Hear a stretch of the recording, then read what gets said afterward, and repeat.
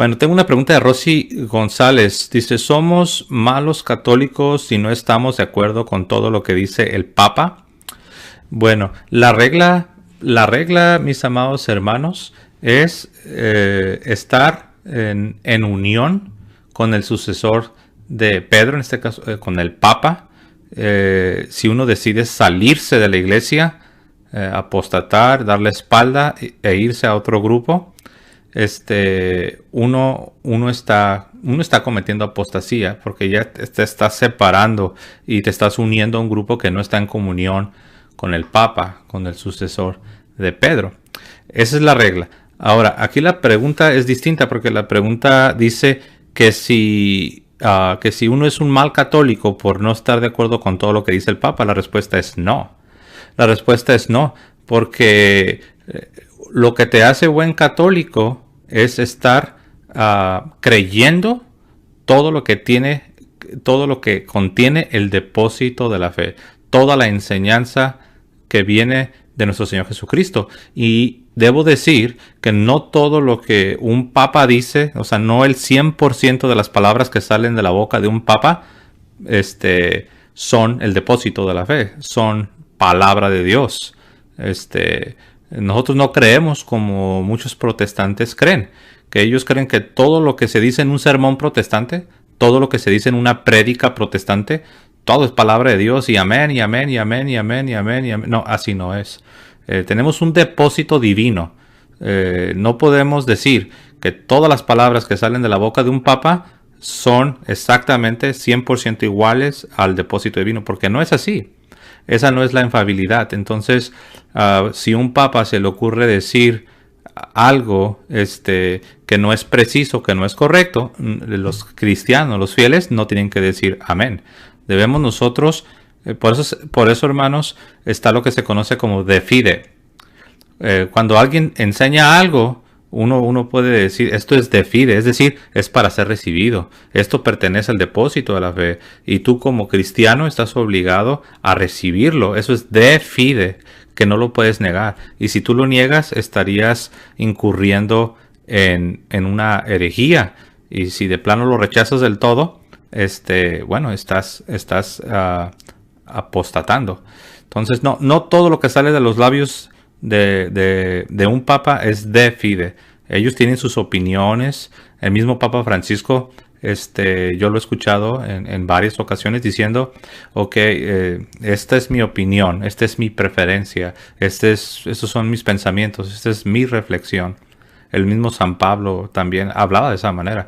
No todo lo que los apóstoles hablaban, no todo lo que salía de la boca de los apóstoles era de origen divino. Debemos de hacer una distinción, si no estaríamos cayendo en muchos errores. A grandes rasgos, esa sería la respuesta. Rosy González preguntó, ¿somos malos católicos si no estamos de acuerdo con todo lo que dice el Papa? Ahora, sí, es que esta pregunta es un poco general, ¿no? No sé exactamente lo que Rosy tiene en mente, pero si el Papa está enseñando lo que pertenece al depósito de la fe, lo que es el magisterio, lo que son los dogmas de nuestra iglesia, la respuesta es sí. Eso necesitamos recibirlo, necesitamos creerlo, necesitamos hacerlo parte de nuestra vida. Pero opiniones, preferencias, decisiones que se toman de manera como individuo, eso ya es diferente. Pero siempre debemos el respeto y la reverencia al oficio, porque fue instituido por Cristo. Un error es lo que algunos están haciendo, hermanos. Ustedes han escuchado a algunas personas que están diciendo que el Papa Francisco es el anticristo. No están diciendo que ven alguna similitud, no están diciendo que ven alguna semejanza, sino que están afirmando categóricamente, están afirmando que el Papa es el anticristo, están afirmando que es el falso profeta. Algunos, incluso en su ignorancia, dicen que el Papa Francisco es un antipapa, lo cual es absurdo, porque los antipapas no son declarados por cualquier fulano que se le ocurre declarar que un papa es antipapa, no. Los antipapas son declarados por la misma iglesia. ha habido bastantes antipapas, más de 30 antipapas, y todos ellos han sido declarados como tales, como antipapas, por la misma iglesia. Hay un mecanismo, hay leyes. El derecho canónico nos muestra cuál es el proceso a seguir para determinar si alguien ha sido elegido como papa de manera irregular, de manera no canónica. Es decir, en el proceso de la elección del papa se hace una revisión, y si se encuentra alguna irregularidad, si hay algún elemento que no estuvo presente o se incurrió en alguna falta, entonces es cuando se dice el proceso de la elección de tal papa es irregular. Por lo tanto, es cuando se dice que alguien es un antipapa, pero no tiene nada que ver con el anticristo, no tiene nada que ver con el falso profeta. De hecho, ha habido antipapas que han sido santos. No, se me escapó el nombre de un papa que después resultó ser antipapa. Hubo una irregularidad en el proceso de elección. Sin embargo, fue un hombre de una piedad grande, un hombre de un testimonio cristiano excelente, y después fue honrado como un santo, y es un santo a pesar de que su proceso de elección fue irregular. Entonces, antipapa no significa anticristo. Antipapa no significa que eres la bestia o el falso profeta.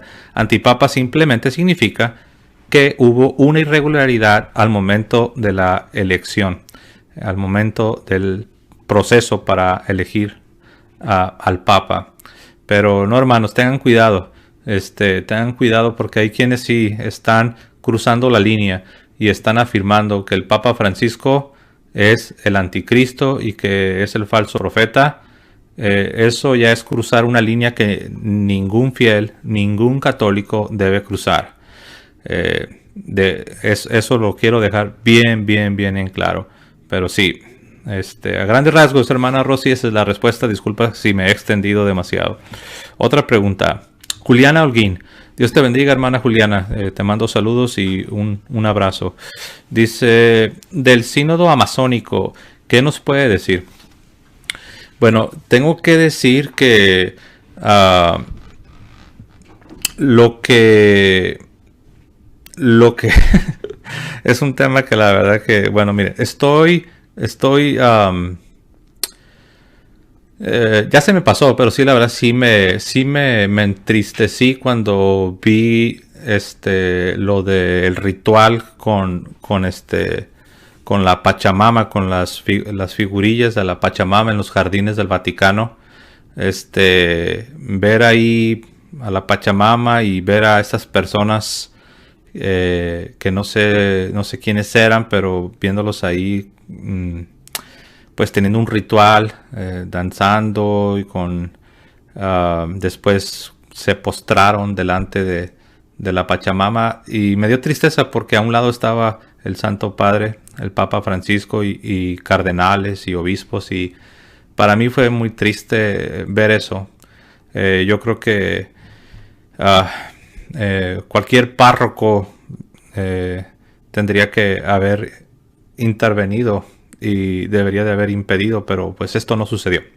No hubo una intervención, no hubo una interrupción, no hubo una intervención, no se dejó que se continuara con el ritual, y bueno, pues ahí las personas se postraron a tierra delante de la Pachamama, que no solamente, no se confundan, algunos piensan que Pachamama, dice, no, es que Pachamama simplemente es madre tierra, es una expresión como si dijéramos creación. No, la Pachamama tiene una connotación religiosa. La Pachamama es una diosa de la fertilidad, de la fecundidad de algunos pueblos en el cono sur del continente americano.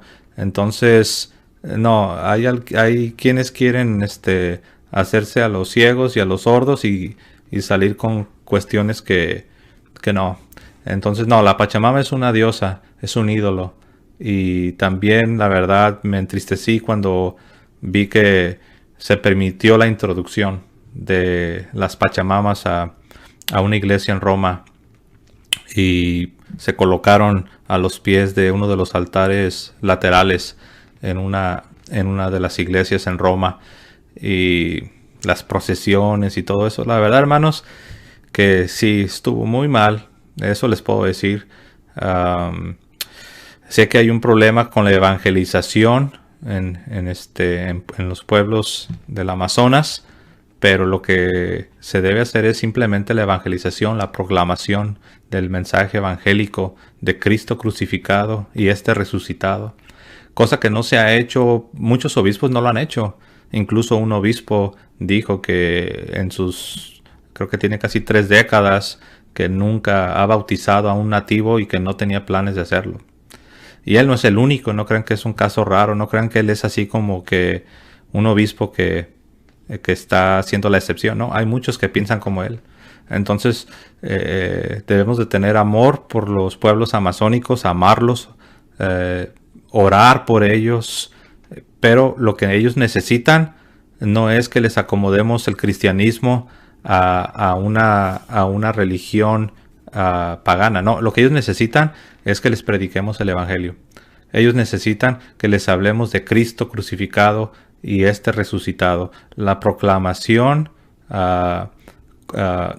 como los apóstoles lo hicieron, como lo vemos en el libro de los Hechos, que a los mismos judíos, que ellos tenían, por decirlo así, la religión correcta, pero a los mismos judíos se les predicó con libertad, sin impedimento, valientemente, y se les dice que ellos, hay un pasaje en el libro de los Hechos, capítulo 2, donde dice que ellos estuvieron, cuando escucharon a Pedro, al primer papa, predicando con denuedo, con valentía, con libertad, dice que se sintieron cortados hasta el corazón, compungidos, y en ese quebrantamiento, en ese dolor, por el pecado, dolor por haber ofendido a Dios, dijeron, ¿qué debemos hacer?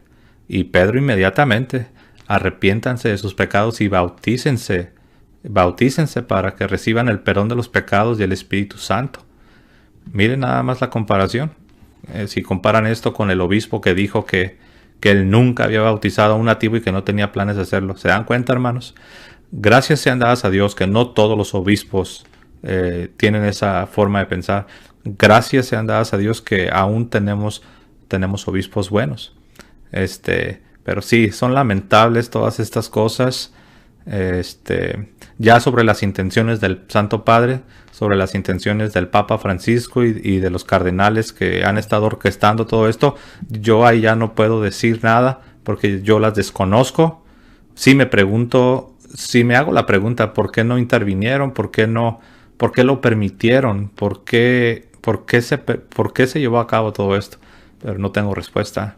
Pero bueno, hermanos, muy lamentable, muy lamentable. Las personas que sacaron a las Pachamamas de la iglesia hicieron una obra buena.